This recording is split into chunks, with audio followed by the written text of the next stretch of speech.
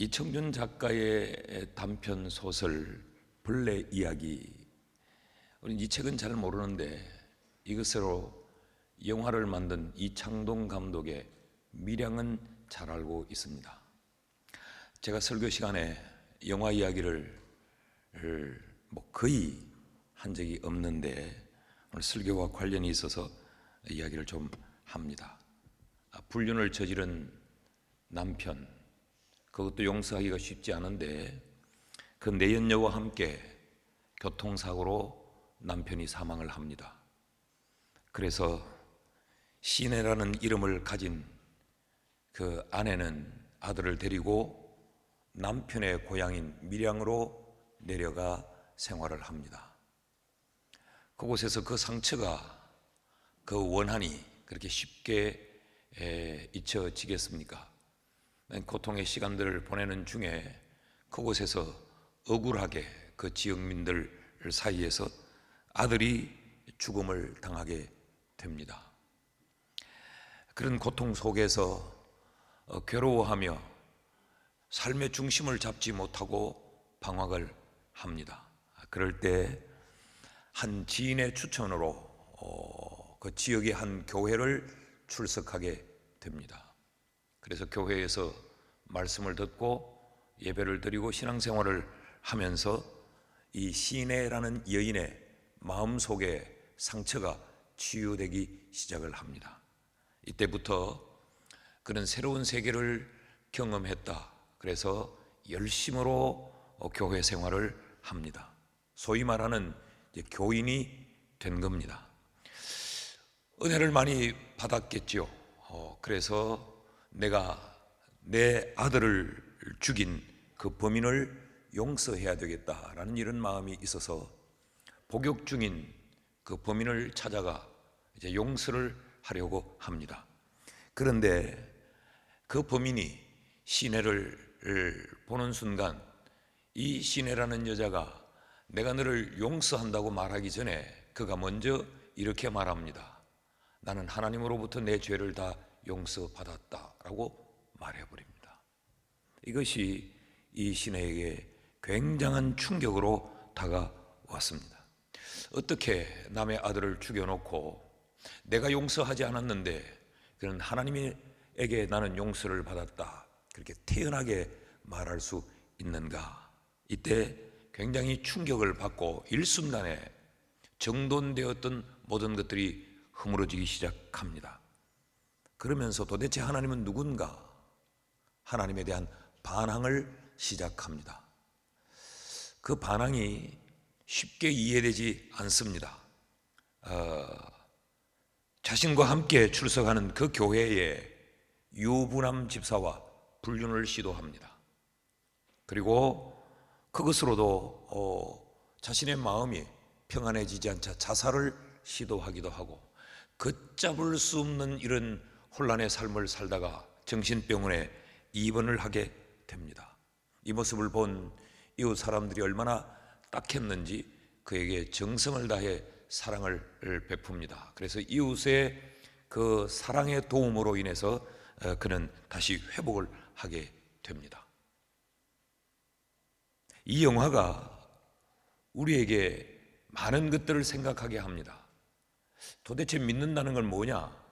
믿음이란 뭐냐라는 것과 은혜를 받고 믿음으로 산다라고 하는 그 삶이 어떤 삶인가?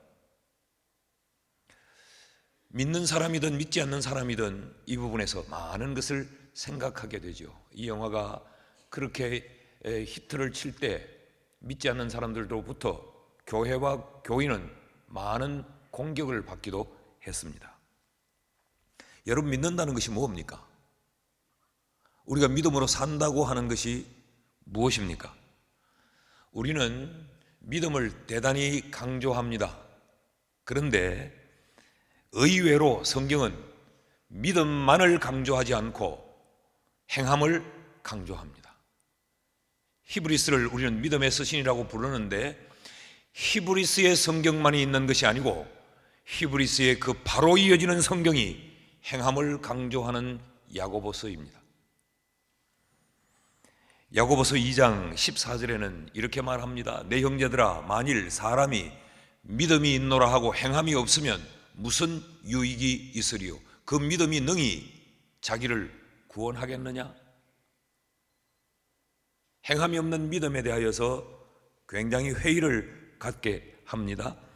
이어지는 17절 말씀을 보면 이와 같이 행함이 없는 믿음은 그 자체가 죽은 것이라.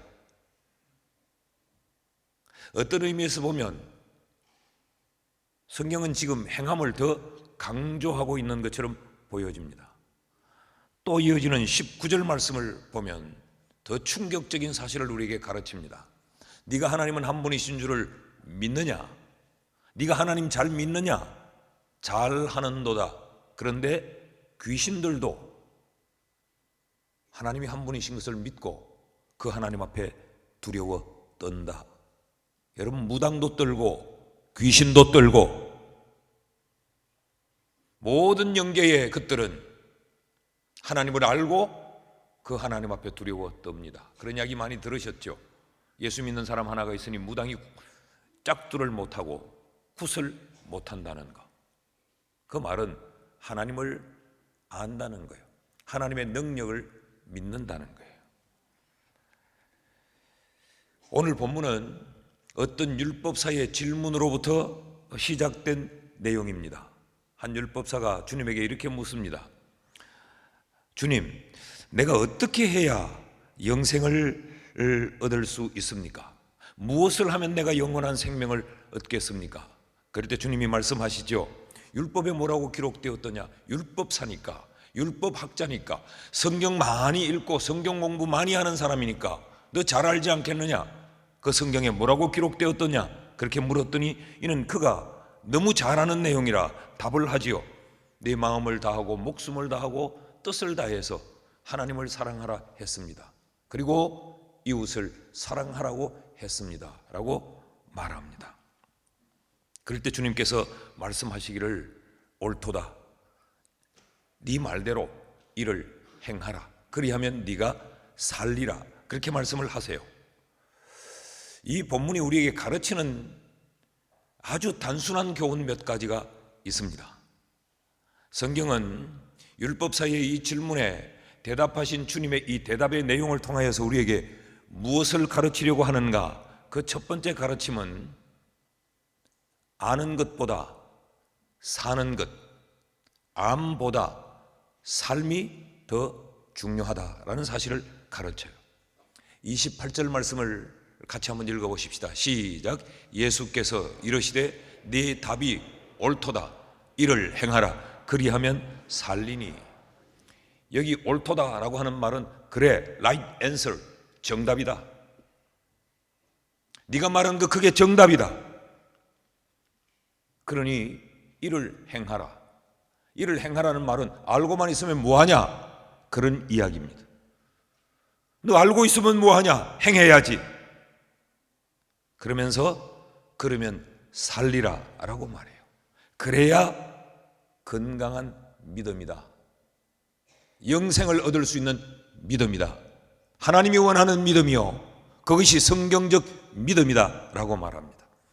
그리하면 살리라. 여기 산다라고 하는 이 말이 자오라고 하는 단어를 쓰고 있는데, 그래야 생명을 얻는다. 이 자오라고 하는 말은 생명을 얻다, 회복하다, 건강해지다, 그런 이야기예요.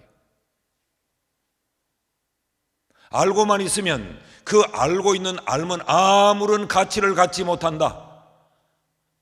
그 알미 삶으로 행해질 때 그것이 영생을 얻을 수 있는 믿음이요, 그것이 건강한 신앙이요, 그것으로 말미암아 생명을 얻는 것이다 라고 하는 것이 주님의 대답입니다.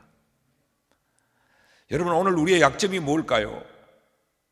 현대 그리스도인들의 약점이 뭡니까? 이렇게 물으면 대답이 어려우시죠?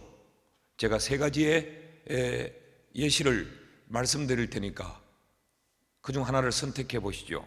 첫째는 아는 건 많은데 행함이 없다. 둘째는 알지 못해서 행하지 못한다. 셋째는 아는 것도 없고 행할 줄도 모른다. 몇 번이에요? 2번은 분명히 아닌 것 같아. 몰라서 못 행한다, 이건 아닌 것 같아요. 최소한 오늘 밤에 이 저녁 예배에 나와 있을 정도의 우리는 몰라서 행하지 않는 것이 아니고 아는데도 행치 않거나 아니면 이것도 저것도 아닌 것, 이 둘 중에 하나일 겁니다. 그렇다면 예수님께서 네 대답이 옳도다, 이를 행하라, 그리하면 살리라 라고 하는 주님의 말씀에 비추어 보면 우리의 믿음은 불안합니다. 우리의 믿음은 건강한 믿음이 아닐 수 있습니다. 우리의 믿음은 우리를 다시 회복시킬 수 있는 믿음이 아닐 수 있습니다. 우리의 믿음은 생명을 얻을 수 있는 믿음이 아닐 수 있습니다. 율법사는 어떻게 행해야, 내가 무엇을 행해야 영생을 얻겠습니까? 성경에 뭐라고 되어 있디? 하나님을 목숨 다하고 뜻을 다해서 사랑하라고 말하고 이웃도 그렇게 사랑하라고 말합니다. 그러면 그래라! 그래야 네가 산다. 그래야 생명을 얻고, 그래야 그 믿음이 건강한 믿음이다 라고 지금 말씀을 하고 있단 말이죠. 여러분, 하나님을 사랑하고 이웃을 사랑하는 것은 결코 분리될 수가 없습니다. 어떤 의미에서 우리는 하나님 사랑하는 건 잘할 수 있을 것 같은데 이웃을 사랑하는 것이 우리에겐 쉽지 않죠. 성경이 그렇게 말했다면 그래야 된다. 아는 것 가지고 대단하게 생각해서는 안 된다. 아는 것보다 사는 것이 중요하다라고 말해요. 사랑하는 여러분, 오늘 우리에게도 이런 착각이 있습니다. 아는 것으로 우리는 믿음을 대처해버리는 것. 내가 교회를 오래 다녔기 때문에 참 많은 목사님들의 설교를 듣고 난 성경도 많이 읽고 뭐 나만큼 많이 아는 사람도 없을 거야. 나 CT에서 방송 틀어놓고 살아. 그래서 그 방송에 나오는 모든 목사님들의 설교를 나는 신학적으로 성경적으로 다 판단하고 분석까지 해. 유튜브를 얼마나 많이 보면서 내가 판단을 한다고. 근데 하나님은 그게 아니라고 말해요. 그렇게 살아야 된다라고 우리에게 말합니다. 사랑하는 여러분, 우리의 신앙이 알면서 머물지 말고 삶으로까지 나아가는 이런 은혜가 있기를 축복합니다. 둘째로, 이 율법사의 질문에 대답하는 이 내용을 통해서 성경이 우리에게 가르치는 또 하나의 교훈은 신분보다 직분보다 실천이다, 그렇게 가르칩니다. 29절 말씀을 보면 예수님과 이 율법사의 대답이 질문이 대화가 계속 이어지는데 29절에 이렇게 말합니다. 예수님께서 행하라 그렇게 말하니까 이 율법사가 자기를 옳게 보이려고 예수께 여짜오되 그러면 내 이웃이 누구이오니까? 하나님 사랑하고 이웃 사랑하는 거 성경이 그렇게 말했더냐? 네가 그렇게 아느냐? 그러면 그 아는 대로 행해라 라고 하니까 옳게 보이려고, 자기가 굉장히 자기의 의로움을 드러내려고, 그러면 누가 나의 이웃입니까? 라고 질문을 합니다. 그러자 30절에서 36절까지 우리가 잘 아는 강도 만난 자의 이웃에 대한 그 비유가 여기 등장을 합니다. 예수님께서 이렇게 말씀해요. 어떤 사람이 예루살렘에서 여리고로 내려가다가 강도를 만났다. 여리고는 굉장히 협곡 지역이요, 여리고는 쉽게 설명하면 우범 지역입니다. 그곳으로 가다가 강도를 만났다. 그런데 강도들이 그 옷을 벗기고 그를 때려서 반 죽여놨다. 그리고 그들은 떠나버렸다. 그런데 때마침 제사장이 그 길로 내려가다가 그를 보고 그냥 슬쩍 피하여 갔다. 그리고 그 다음에 또 레위인이 하나 그 장면을 보게 되었다. 그런데 그 레위인 그도 피하여 그냥 내려갔다. 그런데 이 제사장이나 레위인, 더 넓은 의미에서 유대인들과는 오늘 낮 시간에 말씀드렸죠. 유대인들과는 비교할 수 없는 이 열등한 민족, 유대인이 사람처럼 취급하지 않는 사마리아 사람은 그를 보고 피하지 않고 응급처치를 하고 그를 자신의 나귀에 태워서 주막까지 데리고 가 주막 주인에게 맡기고 주막 주인에게 그 사람의 생명을 살려줄 것을 부탁을 하고, 그리고 애프터 서비스까지 약속을 합니다. 내가 다시 돌아올 테니까 그때 돈이 얼마가 들든지 그 돈을 내가 다 물어주겠다라고 지나갔다. 그러면서 주님이 물어요. 누가 이 강도 만난 사람의 이웃이 되겠느냐?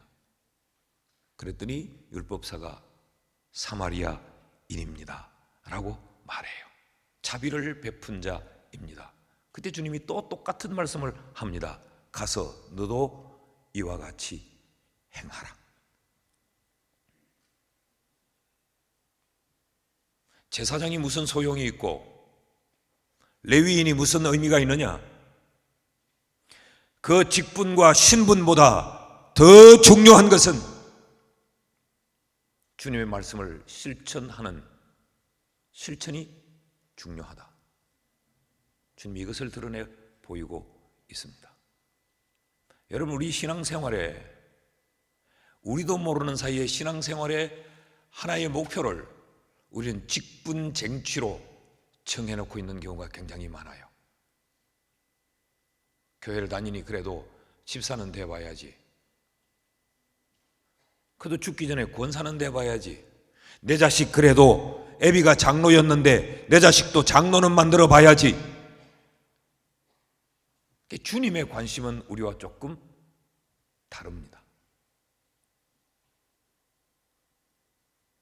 하나님의 말씀을 실천하는 자가 중요한 겁니다. 그것이 사마리아인이든지 그것이 제사장이든지 레위인이든지 간에 하나님이 이웃을 네 몸처럼 사랑하라고 말씀하신 그 말씀을 실천해내는 것, 그것이 주님이 원하는 사람, 주님이 원하는 신앙이라는 것이죠. 그러니까 우리는 교회 다닌다는 연륜으로 우리를 꾸미고 나 교회 직분이 뭐요? 라고 하는 것을 우리를 자꾸 치장하려고 하는데, 주님은 우리가 애써 꾸미고 우리가 애써 우리를 치장하려고 하는 데는 주님은 별 관심이 없어요. 내 명령을 실천하느냐, 이것이 주님의 관심입니다. 그래도 참 감사한 것은 우리 교회는 뭐 장로님을 세우고 권사님을 세우고 이래도 크게 시험 넣는 사람이 없다는 거, 이게 참 감사해요. 장로님 교회는 안 그렇죠? 그래서 떨어지면 삐지고 뭐 교회를 옮긴다 개삭고 그래서 하잖아. 수준 낮은 교회예요. 우린 떨어지면 내가 자격이 안 돼서 뭐 안 됐는가 보다 그러고 살아서 얼마나 감사한지. 내가 이래 놓으면 이제 절대 그러지를 못한다. 또 속으로는 그래도 또 드러내서는 못 그러지. 주님의 관심이 여기에 있어요. 네. 제사장이면 뭐하냐? 하나님의 말씀을 실천하지 않는데. 레위인이면 뭐하냐? 하나님의 말씀과 상관없이 사는데. 사마리아인이라도 좋다. 말씀을 실천하며 말씀대로 살면 it's okay. 이게 주님이에요. 사랑하는 여러분, 우리가 이 삶을 살 수 있기를 주의 이름으로 축원합니다. 그러니까 결국 주님의 관심은 우리가 영혼을 사랑하는 데 두는 것, 이게 주님이 원하심인 거죠. 누가 예수의 향기로 사는가? 누가 예수의 편지로 사는가? 누가 예수의 군사로 살고 있는가? 예수님의 명령에 귀를 기울여 보십시오. 37절 말씀. 이르되 자비를 베푼 자니이다. 참 알기는 잘 알아요. 오늘날 교회 안에서도 성경이 이렇게 말하는데, 하나님의 말씀이 이러는데, 아니 내가 알기로 내 신앙의 연륜이 이런데 우리는 굉장히 아는 것이 많은데 주님은 뭐라고 말씀하느냐? 그래 잘 알았다 라고 말하지 않고, 알거든, 이웃이 누구인지 알았거든, 너도 가서 이와 같이 행하라. 그 실천하는 삶을 살라는 것이죠. 여러분, 우리는 우리의 신앙의 최고봉을 직분 쟁취에 두지 말고 하나님의 말씀 실천에 둘 수 있기를 주의 이름으로 축복합니다. 오늘 대구 경북 장로회가 저희 교회에 와서 헌신 예배를 드리는데, 이 헌신 예배는 하나의 목적이 있습니다. 이웃을 사랑하자라는 것입니다. 저 태국 방콕 지역에 우리 장로님들이 열심히 있어서 교회를 세우기 위해 건물을 구입하고 이제 확장을 하려고 합니다. 얼마나 귀한 일입니까?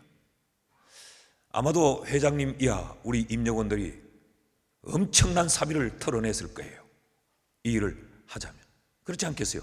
이 얼마 예산인지 내가 전혀 듣지를 못해서 모르겠는데, 이게 한 1억짜리쯤 되면 우리 회장님이 한 5천만 원 냈을 것이고 임원들이 한 1,000만 원씩 내시고, 그럼 다 됐는데, 우리는 기도만 하면 되겠는데 조금 부족한 모양입니다. 그래, 선교해야지. 땅 끝까지 이르러 선교하라고 주님이 명령했지. 그래, 직분보다 더 중요한 것은 영혼을 사랑하는 일을 실천하는 거라고 주님이 말씀했지. 아는 데서 멈추지 말고 이를 행하는 자리로 나아가야 돼요. 내가 교회 생활한 연륜이 얼마인데 내 직분이 뭔데? 그래, 그 직분보다 더 중요한 것은 영혼을 구원하는 이 일에 내가 실천하는 것입니다. 셋째로 또 하나 주님이 가르치는 것이 있습니다. 그것은 현상보다 원인을 더 중요하게 여겨라 라고 가르칩니다. 율법사의 질문에는 상황적인 배경이 하나 있습니다. 어떤 상황 끝에 이 율법사가 일어나서 예수님에게 무엇을 해야 영생을 얻습니까? 라고 물었는가 하면 이 본문 앞부분에 있는 내용이에요. 10장은 70인 전도대를 조직해서 파송하는 내용입니다. 예수님께서 70인의 전도대를 제자들 그룹과는 달리 주님이 구성하셔서 이들을 파송합니다. 그리고 그들이 복음을 전할 때에 무엇을 유념해야 될지, 어떤 태도를 가져야 될지, 이런 것들을 10장 앞부분에서 쭉 주님이 소상히 일러주고 이들을 파송해요. 그리고 이들이 나가서 그렇게 실행을 하고 이제 돌아와 보고를 하는 내용이 17절에부터의 내용입니다. 17절 말씀을 보면 70인이 기뻐하며 돌아와 이르되 주여 주의 이름이면 귀신들도 우리에게 항복하더이다. 지금 이들이 전도 현장에 나갔다가 돌아오면서 굉장히 흥분해서 돌아옵니다. 왜 흥분해서 돌아오느냐? 주님 말씀대로 우리가 순종해서 갔더니 야, 예수 이름 앞에 귀신들도 항복을 합니다. 그러니까 앞귀 들린 자들이 항복하고 거꾸러지고 쫓겨나가고 놀라운 기적의 사건들이 이들이 봤단 말이죠. 그래서 흥분해서 주님 앞에 돌아와 이런 보고를 합니다. 그럴 때 예수님은 이렇게 말씀하세요. 18절과 19절 말씀을 보면 예수께서 이르시되 사탄이 하늘로부터 번개같이 떨어지는 것을 내가 보았노라. 내가 너희에게 뱀과 전갈을 밟으며 원수의 모든 능력을 제어할 권능을 주었으니 너희를 해칠 자가 결코 없으리라. 이런 이야기입니다. 그래, 너희들이 복음 전할 때 내가 보았다. 하늘의 영계에서 악의 세력들이 추락하는 것을 내가 보았다. 내가 그렇게 너희들을 파송하지 않았느냐? 뱀과 전갈을 짓밟을 수 있는 어떤 악의 무리도 예수의 능력으로 이길 수 있는 권세를 내가 줘서 보내지 않았느냐, 이 말씀을 하세요. 근데 이 말씀에서 끝이 나면 참 좋을 텐데 이렇게 말씀을 해두고 20절에서 주님이 이런 말씀을 하십니다. 20절 말씀을 보면 그러나 라고 말해요. 그러나 귀신들이 너희에게 항복하는 것으로 기뻐하지 말고 너희 이름이 하늘에 기록된 것으로 기뻐하라 하시니라. 뭔가 논리로는 좀 안 맞는 것 같아요. 예수님이 권세를 줘서 내보냅니다. 아마 성경에는 기록되지 않았지만 이럴 수 있지 않았겠어요? 주님, 우리가 잘할 수 있을까요? 잘할 수 있어. 너희는 약하지만 내가 능력을 줘서 내가 뒷배가 돼 있잖아. 그러니까 할 수 있어. 그래서 이들이 가서 주님이 시키는 대로 했더니 이게 맞아 떨어집니다. 귀신이 쫓겨가는 이런 역사가 막 나타납니다. 그러니까 돌아와서 흥분해서 주님 뎁디다. 귀신이 쫓겨갑디다. 그러니까 주님이 그래, 나도 봤다. 잘했다. 내가 너희들에게 그런 능력을 줬지 않느냐. 그런데 너희들 명심해야 될 것이 있다. 그 명심해야 될 것이 뭔가? 주님은 그들에게 귀신들 항복하는 것, 그것 때문에 기뻐하면 안 돼. 너희의 이름이 하늘 생명책에 기록된 것, 그것으로 기뻐해야 돼 라고 말씀해요. 이 의미를 이해하실 수 있겠습니까? 이런 이야기입니다. 사역의 동기에 대한 말씀입니다. 복음을 전할 때 귀신이 쫓겨나는 이런 현상 때문에 즐거워 복음 전하는 것이 아니어야 된다, 그런 이야기예요. 무엇을 힘입어 복음을 전해야 되느냐? 내가 하나님의 자녀 되었다는 것, 내가 구원받았다는 것, 내 이름이 하늘 생명책에 기록되어 있다는 것, 이것 때문에 기뻐서 그 누구에겐가 나도 복음을 전해야 된다, 그런 이야기예요. 이게 신앙생활에 우리 이것을 혼돈하면 안 돼요. 우리의 신앙생활에 내가 기적을 보고 내 삶에 어떤 기적이 일어나고 내가 어떤 능력을 받아서 능력을 행하고 환상을 보고 예언을 하고 이런 것이 신나서, 이런 것이 재미있어서 신앙생활을 하면 조금 그건 순서가 뒤바뀌었다는 거예요. 무엇 때문에?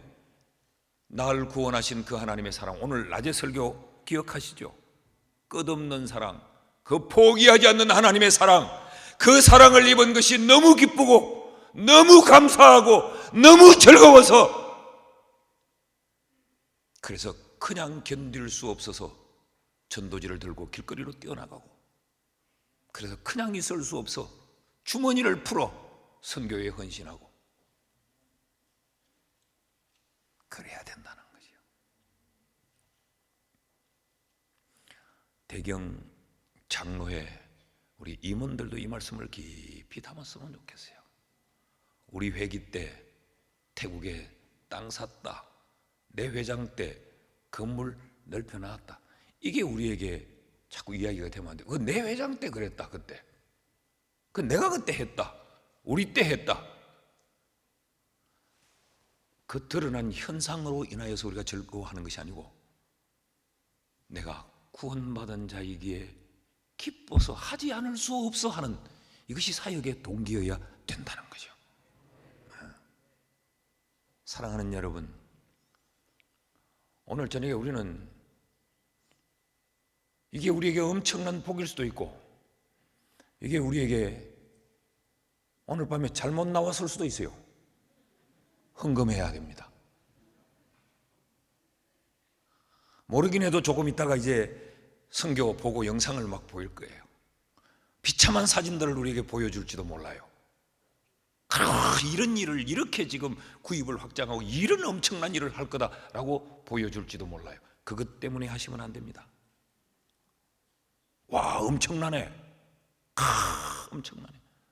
가끔씩 우리가 그런 모습도 많이 봐요. 해외 선교에 교회를 100개 세웠다, 1000개를 세웠다, 그것 보고 흥분하면 안 돼요.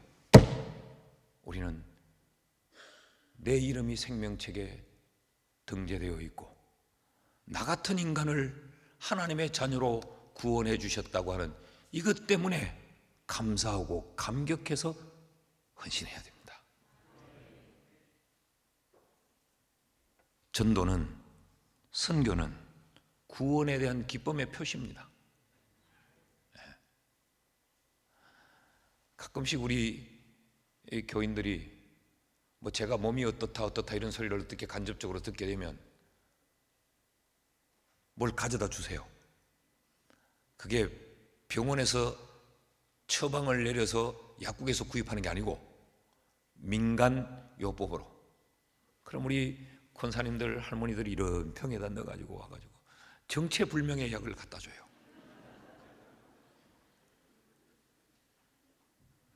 사모님요, 이거 목사님 맥이 있어.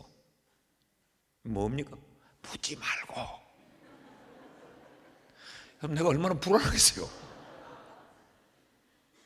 묻지 말고. 그런데 한 가지, 묻지 말고. 그런데 우리 집의 양반도 이거 묻고 나왔다. 이게 뭐가 그렇게 중요하냐? 우리 집의 양반도 이거 묻고 나왔다. 그러니까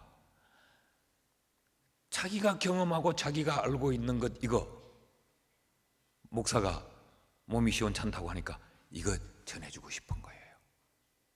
여러분, 이게 사랑입니다. 근데 이 말 나온 김에 하나 말씀드리는데, 그렇긴 한데 저는 좀 간이 시원찮습니다. 정체불명의 것들은 될 수 있으면 가져오시지 않았으면 좋겠고, 그렇게 주고 싶으면 현찰로 주시면 더 좋겠습니다. 지금 이 이야기를 하고 있는 거예요. 내가 예수 먹어보니까 너무 좋더라는 거예요. 이것 때문에 아직 예수 맛보지 않은 그에게 이거 전해줘야지. 묻지 말고 먹어라. 이건 먹으면 영혼이 산다. 이건 먹으면 하나님의 자녀 된다. 이게 전도의 동기예요. 선교는 구원에 대한 기쁨의 표시요, 구원받은 자의 당연함입니다. 오늘 밤에 우리 반야월 교회의 수준 높은 믿음이 보여줬으면 좋겠어요. 구원받은 기쁨, 그 기쁨으로 우린 선교에 헌신하는 거예요. 여러분, 구원받은 기쁨이 얼마나 크겠습니까만은 오늘 저녁에 다 해버리지 말고 오늘 만 원씩만 합시다. 오늘 저녁에는 만 원씩만. 이쪽 동네 장로님 동네는 한 10만 원씩 하고 그랬으면 좋겠어요. 찬양대는 너무 많이 하려고 말고 그냥 2만 원씩만 하고 말씀을 맺습니다. 여러분, 우리의 신앙은 아는 데 있지 않습니다. 아는 것보다 사는 데 있어야 합니다. 우리의 신앙은 신분, 직분에 있지 않습니다. 하나님의 말씀을 실천하는 데 있습니다. 여러분, 우리는 우리 눈앞에 신앙으로 말미암아 나타나는 그런 능력의 현상들, 그런 기적보다 우리는 원인으로 인하여서 신앙의 삶을 살아야 돼요. 내가 구원받고 하나님의 자녀 됐다는 것, 이것이 우리의 신앙의 파운데이션이 돼야 됩니다.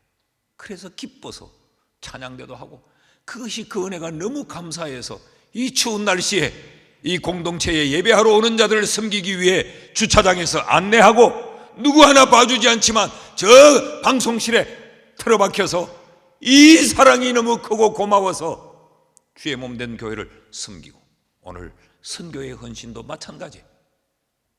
그래서 저 태국 방콕 땅에 이름도 알 수 없지만 그 어떤 영혼, 그에게도 이 기쁨을 안겨주고 싶어서 헌신하는 것, 그것이 참된 헌신입니다. 이런 귀한 헌신이 우리에게 있기를 주의 이름으로 축원합니다.